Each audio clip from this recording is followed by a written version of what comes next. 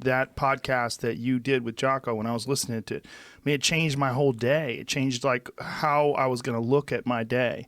I was, instead of like looking at my day like, oh, it's a normal day, I was thinking, God damn, I'm lucky. Yeah. God damn, I'm lucky. And God damn, imagine experiencing what you, and how old were you at the time? I was 21. 21 years old. Yeah. And experiencing what you experienced in that insane firefight, being locked down. And I mean, how many guys did you wind up engaging with?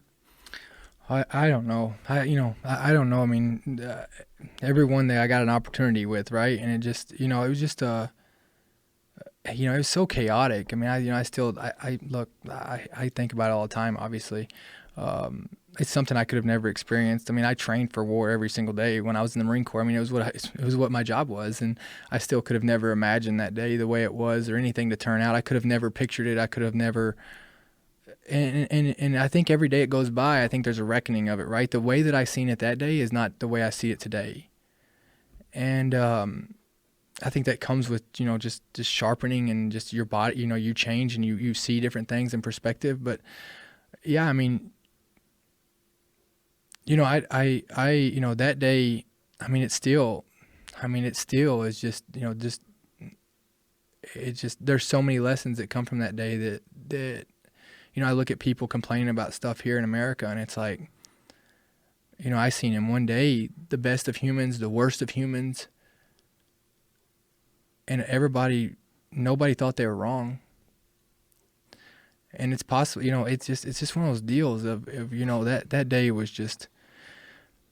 That's an important point what you just said. Nobody thought they were wrong. Not them, not you. Yeah, and it changed me that day. Like, I walked in there that day, and I was the guy who was cocky, who would tell you, I loved fighting. You know what I mean? Like I just want to go fight. Like, but every fight I had before that, it was like, I always had airplanes sitting, or helicopters sitting around. I always had, it was like, I'm going to go in there and start the fight, and then I'm going to call in all this other stuff to win. Right.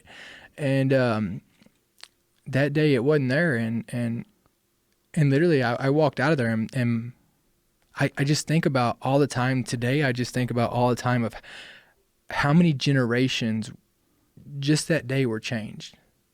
How many generations of people's lives were changed.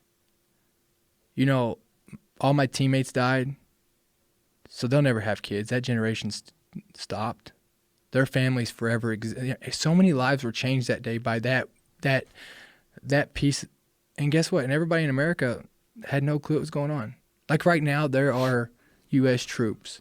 Somebody wondering if they're going to be able to come home and see their family again. That's reality. Whether you want to ignore it or not, like, that's reality. And that was me, September 8, 2009.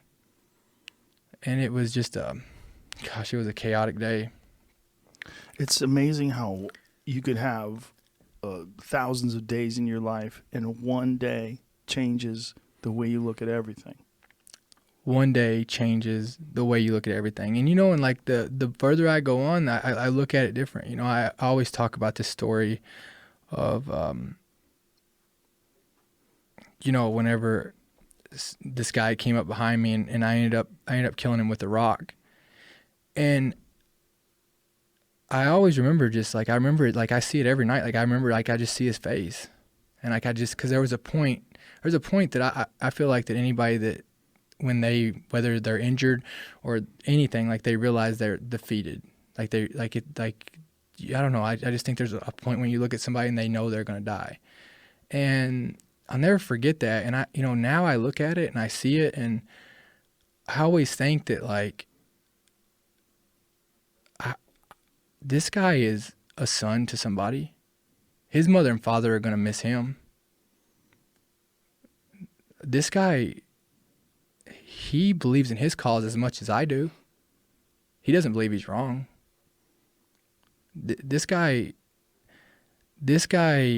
he could have had a wife or kids that are never going to see their father again. Just like, my dad might have never seen me again if it was switched. And really, I don't hate him. I don't even know this guy. we're just here at this place right now because we were born in two different countries.